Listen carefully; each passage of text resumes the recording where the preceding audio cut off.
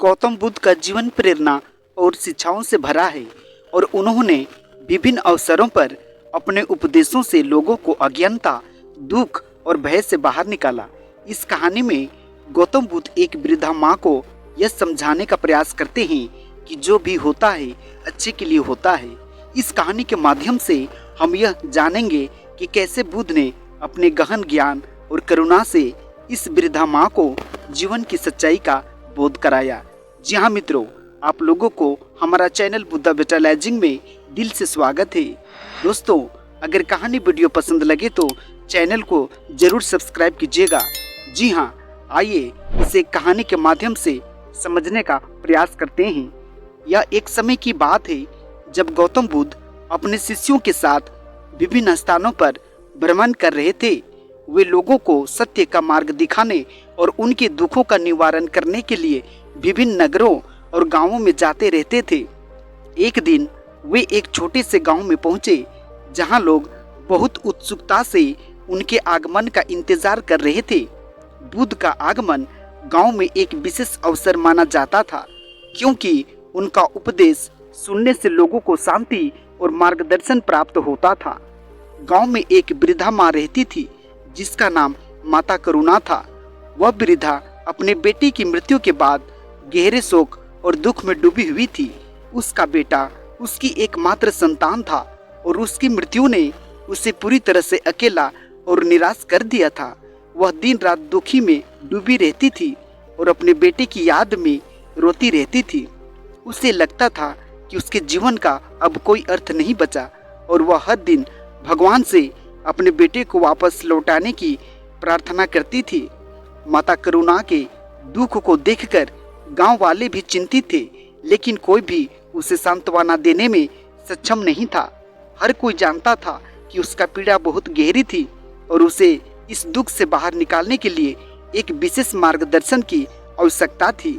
जब लोगों ने सुना कि बुद्ध गांव में आए हैं तो उन्होंने सोचा कि शायद बुद्ध ही इस वृद्धा माँ को इस दुख से बाहर निकाल सकते हैं।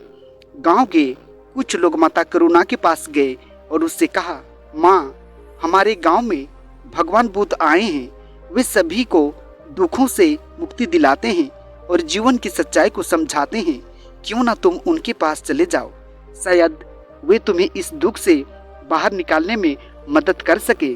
माता करुणा ने पहले तो इनकार कर दिया, क्योंकि उसे विश्वास नहीं था कि कोई भी उसके बेटे को वापस ला सकता है।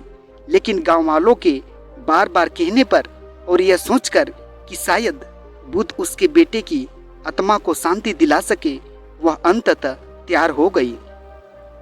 अगले दिन माता करुणा गांव के मंदिर में पहुंची जहां बुद्ध अपने शिष्यों के साथ बैठे हुए थे।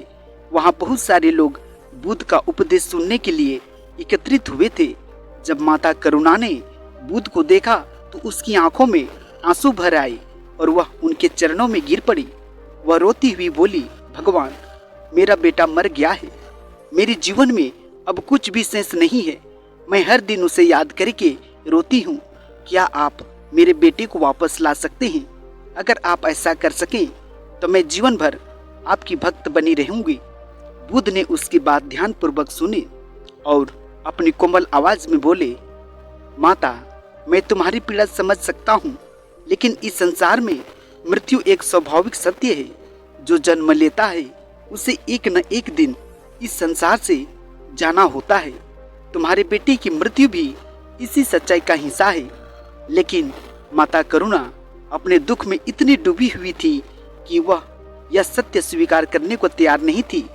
उसने फिर से रोते हुए कहा, भगवान, आप करुणा के सागर हैं। कृपा करके मेरे बेटे को मुझे वापस दे दीजिए। मेरा जीवन अब शून्य हो गया है। मैं उसके बिना नहीं जी सकती। बुद्ध ने थोड़ी देर सोचा और फिर बोले, माता, मैं तुम्हारी इच्छा पूरी कर सकता हूँ, लेकिन इसके लिए तुम्हें एक काम करना होगा। क्या तुम इसके लिए तैयार हो? माता करुणा ने तुरंत हामी भर दी। भगवान, मैं कुछ भी करने के लिए तैयार हूँ, बस मुझे मेरा बेटा वापस मिल जाए। बुद्ध ने कहा, ठीक है, तो तुम इस गांव में जाओ और किसी ऐसे घर से एक मुट्ठी सरसों के दाने लेकर आओ जहां कभी कोई मौत न हुई हो। जब तुम ऐसे घर से सरसों के दाने लाओगी तब मैं तुम्हारे बेटे को वापस लाने का प्रयास करूंगा। माता करुणा बुद्ध के आदेश का पालन करते हुए गांव के प्रत्येक घर में गई। सबसे पहले वह अपने पड़ोसी के घर गई और उनसे एक मुट्ठी सरसों के दाने मांगे। पड़ोसी ने तुरंत दाने की पेशकश की, लेकिन जब माता करुणा ने उनसे पूछा, क्या इस घर में कभी कोई मौत नहीं हुई, तो पड़ोसी ने कहा, माता, हमारे घर में भी कई बार मौतें हुई हैं। मेरे पिता और दादा दोनों की मृत्यु हो चुकी है। यह सुनकर माता करुणा निराश हो गई और अगले घर की ओर बढ़ी, लेकिन वहां भी उसे वही उत्तर मिला। वह गांव के हर घर में गई, लेकिन उसे एक भी ऐसा घर नहीं मिला जहां कभी कोई मौत ना हुई हो। हर घर में किसी न किसी ने अपने प्रियजनों को खोया था। कुछ ने अपने माता पिता को खोया था, कुछ ने अपने बच्चों को और कुछ ने तो अपने जीवन साथी को भी। जब माता करुणा ने पूरे गांव का दौरा किया और हर जगह से वही उत्तर सुना, तो उसे धीरे धीरे यह समझ में आने लगा कि मृत्यु एक अपरिहार्य सत्य है। यह केवल उसके साथ नहीं हुआ था, संसार के हर व्यक्ति को किसी न किसी रूप में इस दुख का सामना करना पड़ता है। सभी लोग अपने प्रियजनों को खोते हैं, लेकिन फिर भी वे जीवन के साथ आगे बढ़ते हैं। माता करुणा को अब यह महसूस हुआ कि उसका दुख व्यक्तिगत नहीं, बल्कि यह संसार की सामान्य सच्चाई है। वह समझ गई कि जो भी होता है वह किसी न किसी बड़े उद्देश्य के लिए होता है और मृत्यु जीवन का अंत नहीं, बल्कि एक परिवर्तन मात्र है। उसे यह भी बोध हुआ कि उसके अपने बेटे की मृत्यु को स्वीकार कर उसे शांति से विदा देना चाहिए, न कि उसे वापस लाने की कोशिश करनी चाहिए। माता करुणा जब वापस बुद्ध के पास लौटी तो उसकी आंखों में अब पहले की तरह दुख नहीं था। उसके चेहरे पर शांति और समर्पण का भाव था। उसने बुद्ध के चरणों में बैठकर कहा, भगवान, मैं अब समझ गई हूँ कि मृत्यु एक अपरिहार्य सत्य है। मेरे बेटे की मृत्यु मेरे लिए एक बहुत बड़ा आघात था, लेकिन अब मुझे यह बोध हो गया है कि जो भी होता है वह अच्छे के लिए होता है। मुझे अब समझ में आ गया है कि मेरा दुख व्यक्तिगत नहीं, बल्कि यह संसार की सच्चाई है। बुद्ध ने मुस्कुराते हुए कहा, माता, तुमने सत्य को समझ लिया है। जीवन में हर घटना, चाहे वह सुख की हो या दुख की, हमें कुछ सिखाने के लिए होती है। जो भी होता है वह हमारे आत्मिक विकास और सत्य के मार्ग पर हमें आगे बढ़ने के लिए होता है। तुम्हारे बेटे की मृत्यु ने तुम्हें यह सिखाया कि संसार में कुछ भी अस्थायी नहीं है और हमें हर घटना को स्वीकार कर उसके पीछे छिपे सत्य को समझना चाहिए। जो भी होता है अच्छे के लिए होता है। यह कहानी हमें जीवन में अनगिनत महत्वपूर्ण ज्ञान और शिक्षाएं देने का काम करती है। यह विचार हमारे सोचने के तरीके और जीवन के प्रति दृष्टिकोण को गहराई से प्रभावित करता है, जिससे हम अधिक शांत, सकारात्मक और समझदार बनते हैं। जी हाँ मित्रों, आइए आगे देखते हैं और कुछ भी महत्वपूर्ण बातें शामिल है इसमें। पहला, धैर्य और सहनशीलता। इस कहानी से हमें सबसे बड़ा सबक यह मिलता है कि धैर्य रखना और जीवन की हर स्थिति को स्वीकार करना बहुत जरूरी है। जब हम जानते हैं कि जो भी हो रहा है वह अंततः हमारे लिए अच्छा ही होगा, तो हम कठिनाइयों का सामना धैर्यपूर्वक कर सकते हैं, चाहे परिस्थिति कितनी भी कठिन क्यों ना हो। धैर्य के साथ उसे सहने से अंततः हमें कुछ सकारात्मक अनुभव प्राप्त होता है। दूसरा, सकारात्मक दृष्टिकोण। यह विचार जीवन में सकारात्मक दृष्टिकोण को बढ़ावा देता है। कठिन समय में भी जब हालात अनुकूल नहीं होते, तब यह दृष्टिकोण हमें अपने जीवन को सकारात्मक रूप में देखने की प्रेरणा देता है।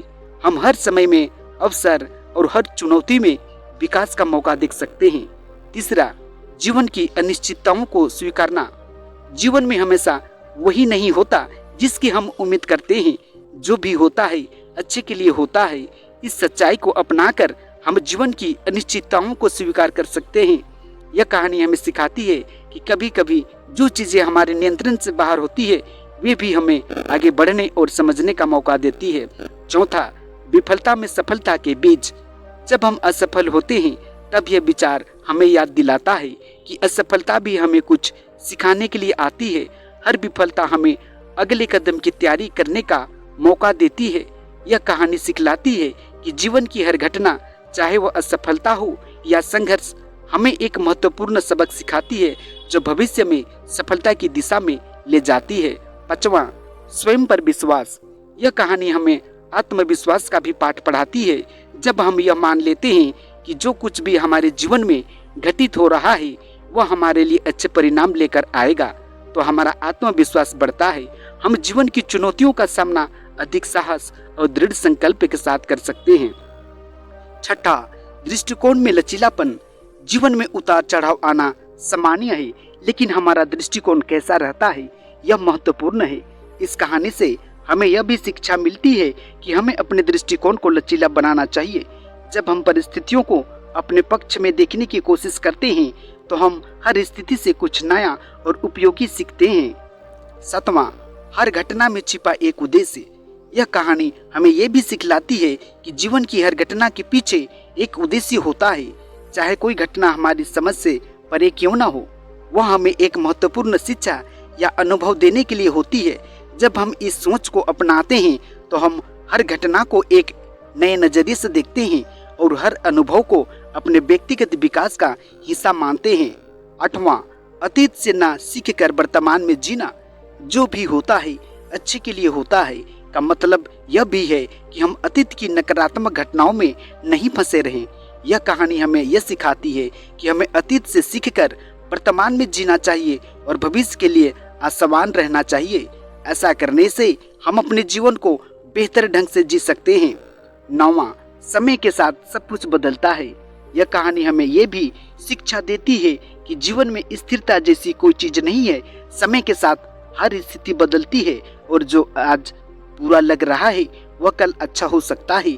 हमें यह विश्वास रखना चाहिए कि समय के साथ जीवन की परिस्थितियां हमारे पक्ष में जरूर आएंगी। 10वां, आत्म जागरूकता और विकास। अंत में यह कहानी हमें आत्म जागरूकता और आंतरिक विकास की दिशा में प्रेरित करती है। जब हम हर घटना को जीवन का एक हिस्सा मानते हैं और उनसे कुछ सीखते हैं तो हम आत्म जागरूकता और आत्म विकास की ओर बढ़ते हैं। यह शिक्षा हमें बेहतर इंसान बनाती है और हमें अपने जीवन को अधिक समझदारी और संतुलन के साथ जीने की प्रेरणा देती है। जो भी होता है अच्छे के लिए होता है। यह कहानी जीवन में अनेक प्रकार की शिक्षाएं देती है। यह हमें जीवन की चुनौतियों का सामना सकारात्मक दृष्टिकोण से करने की प्रेरणा देती है और हमें यह समझने में मदद करती है कि जीवन में हर घटना का एक उद्देश्य होता है। यह शिक्षा हमें धैर्य, आत्मविश्वास और जीवन की अनिश्चितताओं का स्वीकार करने की क्षमता प्रदान करती है, जिससे हमारा जीवन अधिक सुखी और संतुलन बनता है।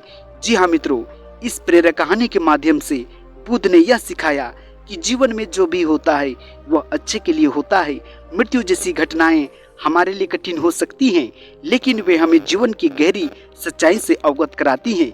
जीवन और मृत्यु दोनों ही सत्य है और हमें उन्हें समझदारी से स्वीकार करना चाहिए। जी हाँ मित्रों, आज का प्यारा सा मोटिवेशनल कहानी वीडियो आप लोगों को कैसी लगी? मुझे उम्मीद है आप लोगों को जरूर पसंद आया होगा। जी हाँ मित्रों, वैसे दर्शक बंधु जो अभी तक हमारे चैनल में आकर हमारे चैनल को सब्सक्राइब नहीं किए हैं, कृपया मैं आप लोगों से अनुरोध करता हूं कि आप भी हमारे चैनल को अधिक से अधिक सब्सक्राइब करें, क्योंकि एक सब्सक्राइब हमारे जीवन में बहुत महत्वपूर्ण रखती है। जी हाँ मित्रों, आज का कहानी वीडियो में इतना ही। आप लोगों का बहुत बहुत धन्यवाद। नमस्कार।